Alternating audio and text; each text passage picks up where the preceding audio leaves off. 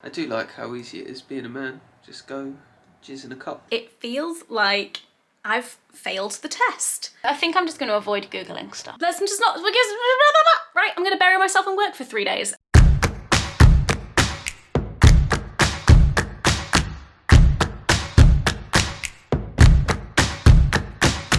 Hello everyone, welcome to another episode of the Hormone Diaries. This is where we talk about all things periods, contraception and fertility. And this specific series, I am documenting mine and my partner's experience of trying to conceive. We're trying to have a baby. If you want to catch up on other episodes of the series, you can do so up here, and there's also a link to the playlist in the description. So, previously on the Hormone Diaries, I feel like it's been a while since I've done one of these videos, but I found out that I had low estrogen, and because of that, I was referred to have an ultrasound so that they could take a look at my ovaries and see what was going on. I got an appointment for my ultrasound sooner than I expected, so within a month of that referral, I was off to get my ovaries scanned. Today is the day. It is ultrasound day. Taking a look at my ovaries. I have got my 1 litre of water to drink 45 minutes before the appointment, so I have a full bladder. Okay, let's go.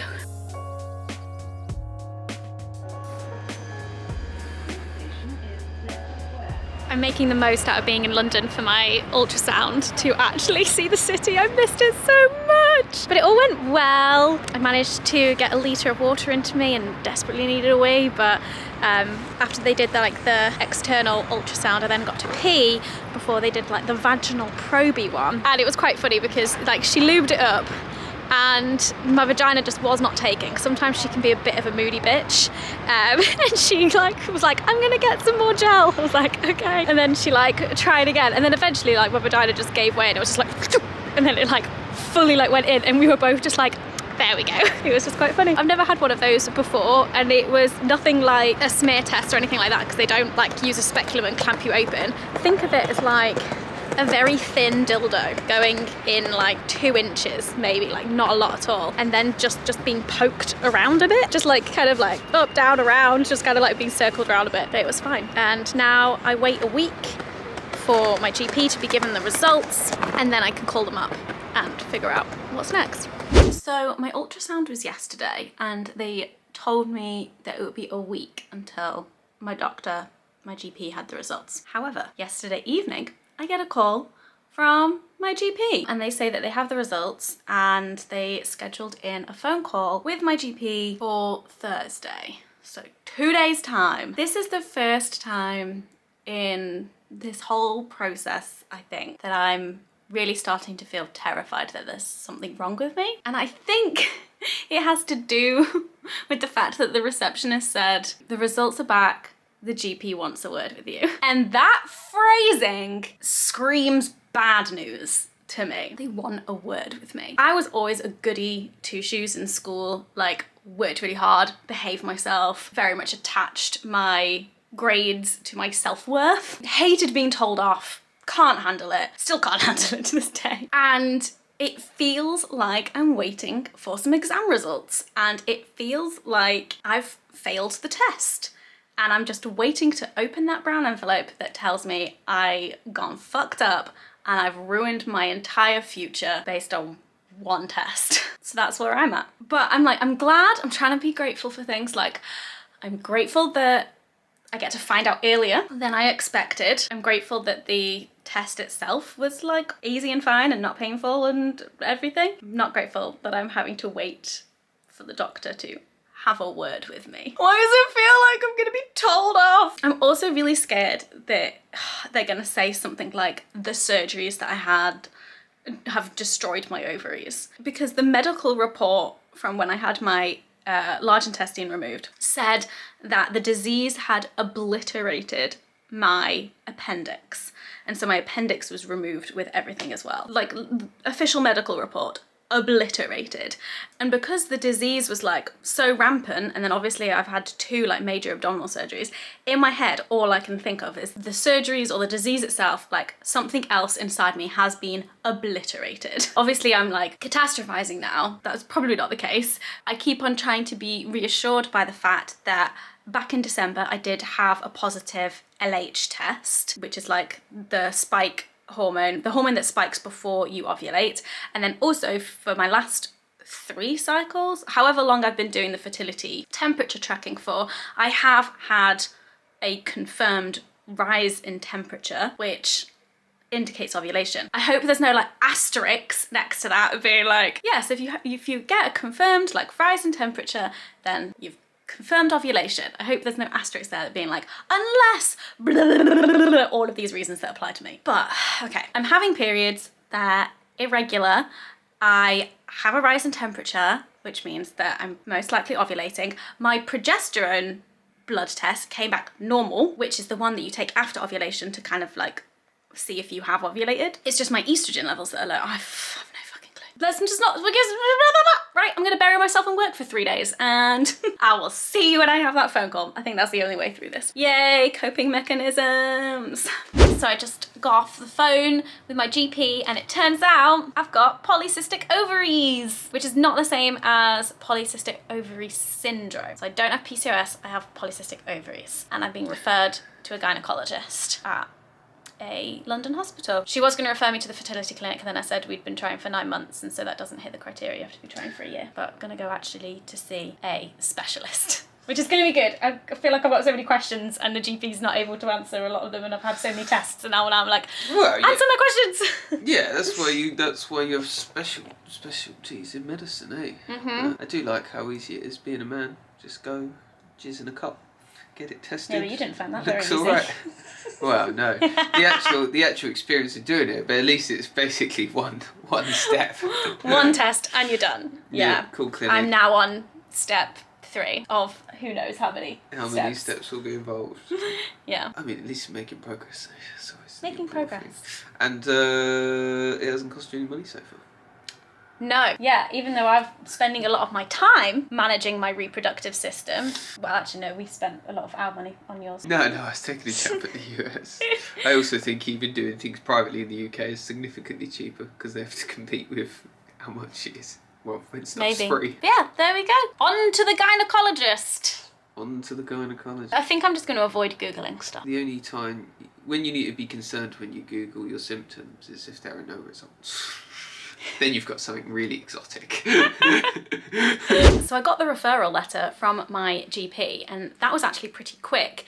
And what I like about my letter is that it says that, so the gynecology department will contact me, but if I haven't heard anything by the 19th of May, then I can contact them. Obviously, I don't know, like, once they get in touch with me, if they'll be like, yeah, we can fit you in 6 months' time.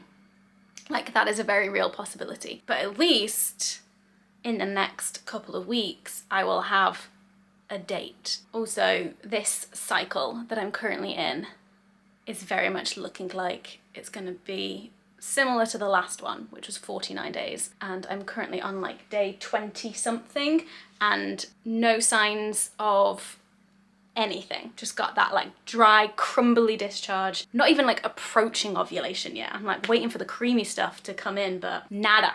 So it's past the day when my letter said that they would contact me for my gynecology appointment. And so I gave him a ring and it was basically just like, there are no appointments available. And so I'm going to escalate you to the service manager. Okay, done that. The service manager will be in touch when there's an appointment available, and just like no idea of when that might be. I don't know what to do next. I think I might ring my GP again and be like, can you just refer me to the fertility clinic? Because like, you know, she couldn't do that before because we hadn't been trying for a year, but by the time I get a gynecology appointment, it will be a year. So yeah, feel a bit stuck now. So yes, yet another revelation about my body. Turns out I have polycystic ovaries, and I did not know that until now. We've also hit a bit of a dead end, a bit of a stumbling block, an obstacle, which is very frustrating. I haven't had my appointment with the gynecologist yet. I don't even have a date. I don't even know when I'll be able to get a date. It's just all unknown. And whilst this process has felt okay, because I felt like I've been like moving through the system of like getting this test and then this referral and then this test, and it's all kind of been happening, it's now just like stopped and were like, okay. I know that I said that I would be strong and I wouldn't Google stuff willy-nilly, but I have. It's been a while. I need answers, but I didn't go that deep. I just kind of like surface leveled NHS website kind of browsing. And the NHS website has a page about PCOS, but it doesn't have anything that is just a bit more general about polycystic ovaries because they are very varied and it's not really like a diagnosis in the same way that PCOS is. So whilst I wait for an appointment with a gynecologist who can take a look at my scan results and answer my questions about me specifically, I thought I would get in an expert to answer my more general questions about PCO and PCOS. And so I invited Danielle Jones, aka Mama Dr. Jones, here to answer some questions. Hey Hannah and audience, I'm Dr. Danielle Jones. I'm a board certified American gynecologist, and some of you may know me online as Mama Dr. Jones, and I'm here to answer a few questions today. So first of all, what is the difference between PCO, polycystic ovaries, and PCOS, polycystic ovary syndrome? PCO, or polycystic ovary, is just referring to an ovary with an ultrasound finding of having more than one cyst. There are lots of different cysts that can form on the ovary, anything from small follicles like you would see in an ovary that is characteristic of PCOS, which we'll discuss in a second, to functional cysts, which are ovulation sites, to endometriosis cysts, to things like teratomas, which are germ cell tumors, and sometimes they get called cysts and they're really crazy. The way they form is insane. They sometimes have teeth and hair. Like, don't Google it if you have a weak stomach. These are all different things that the ovary can do. There's so many more as well. So you can have like hormone producing cysts, cysts from ovulation sites, all kinds of things. So probably the PCO diagnosis or polycystic ovary diagnosis just came from an ultrasound finding of this ovary has more cysts. That's polycystic. We can't really identify that it fits with a syndrome. So what is PCOS, or polycystic ovarian syndrome? PCOS is a very specific set of criteria. And importantly, when someone comes in to be evaluated for a symptom, they need to have been ruled out for it to be caused by anything else other than PCOS before they get the diagnosis. And then in addition to that, you need them to meet a specific set of criteria called the Rotterdam criteria. So on this list is oligomenorrhea, which is longer than average between your periods. So people who have longer cycles.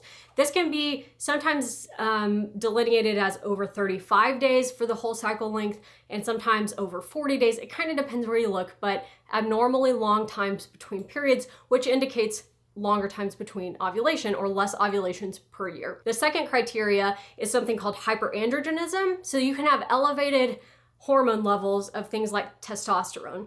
And this can be either on labs, so you get blood work done and you see that the testosterone is elevated.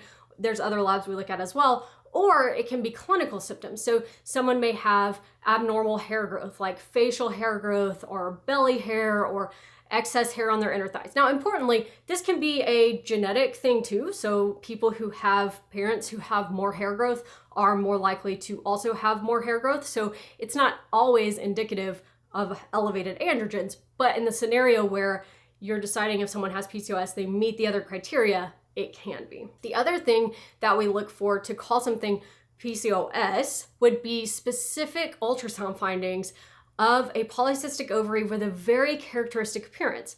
The cysts in PCOS are actually really tiny little follicles. So a common misconception about PCOS is that you get big cysts all over your ovaries, and that's not quite true. They're tiny follicles and they form in a very specific pattern around the outside of the ovary. This is all the little places where your ovary is trying to ovulate but isn't quite making it, and so you get the appearance of tiny cysts along the outside of the ovary. So that's the difference between just an ovary with cysts on it, which would be a polycystic ovary, and PCOS, which is a set of criteria that you meet. Oh my goodness, teeth and hair. Maybe I've got the ones with teeth and hair. Maybe I'd know about it if I had the ones with teeth and hair. I don't know. This has definitely given me an idea of lots of questions that I would want to ask the gynecologist when I get my appointment, like what kind of cysts do I have? Is it on one or both ovaries? Does it have teeth and hair? Also, I think the distinctions between PCO and PCOS were kind of interesting because I do have a longer than average menstrual cycle. It's pretty irregular and it's like 40-day plus. When the doctor told me on the phone that I had polycystic ovaries, I did double check to be like, hey, is it PCO or PCOS? And she said it's PCO, but then she also asked me, am I overweight? Friends of mine who have PCOS find it quite difficult to lose weight. I've never tried, so I don't know if I find it difficult to lose weight, but I just told her, no, I'm not overweight. And then she was like, it's PCO. I was like, okay. But it sounds like they would know if I had PCOS because those specific follicles on the ovaries would have shown up on the scan. I am still in the dark about what kind of cysts I have on my ovaries. Who knows? And my second question is, how can PCO and PCOS impact fertility? The answer is, for PCOS, this is easier. We know that people who have PCOS tend to ovulate less frequently. So you have less opportunities per year to get pregnant. That can be anywhere from they have 8 ovulations per year to 1 or less. Some people with PCOS don't ever ovulate. So that obviously, when you're having less ovulation times, you have less opportunity to get pregnant. So that's the most common way that PCOS affects fertility. PCO, or polycystic ovary, and how that affects fertility would really kind of depend on what the cyst is. So like if it was endometriosis cyst, endometriosis is definitely associated with infertility, and there's a myriad of reasons why, but we would treat that very different from someone who had a cyst that was just a simple cyst or a functional cyst or like ovulation site cyst. So it really kind of depends what the type of cyst is. So maybe when we get a little more information on that, I can answer that question. But right now I would say polycystic ovary, highly dependent on if it's a cyst that's producing hormones or a cyst that's associated with endometriosis or a functional cyst or a simple cyst that's not really doing anything. So very dependent on the type of cyst. Thank you so much, Mama Dr. Jones. This has been so useful. Thank you so much for your time. And if you want to check out more of her channel, she does loads of stuff around gynae stuff, periods, fertility, pregnancy, birth, all of that stuff. And I'll leave a link to her channel in the description. So I'll just be here still waiting for my appointment with the gynecologist so I can ask loads of specific questions about my polycystic ovaries. But until then, I want to do an episode of the Hormone Diaries about trying to conceive for a year, because it has been a year. They say that 80% of couples who are trying to conceive will conceive within the first year. And so we're in that 20%, baby, that 20%. And so because it has been a year, I thought that would be a good time to do a Q&A for this series. So if you have any questions about my experience, about Dan's experience, about just the whole thing in general, then leave them in the comments and I'll go through the comments and try and sift out as many as possible to answer in a future episode. Thank you so much for watching, and thank you so much for all of your kindness on this series. And also, I see you in the comments of other videos not asking questions about this, and I am very appreciative of that. But now is your chance to ask all of the questions that you have. I hope that you're doing well. If you're on a fertility journey yourself, in whatever shape or form that looks like for you, I wish you all the best, sending lots of conception, baby, fertility vibes your way. Don't forget to subscribe so you don't miss another episode of the Hormone Diaries and other videos that I make about sex and relationships. And I'll see you in the next one. Bye.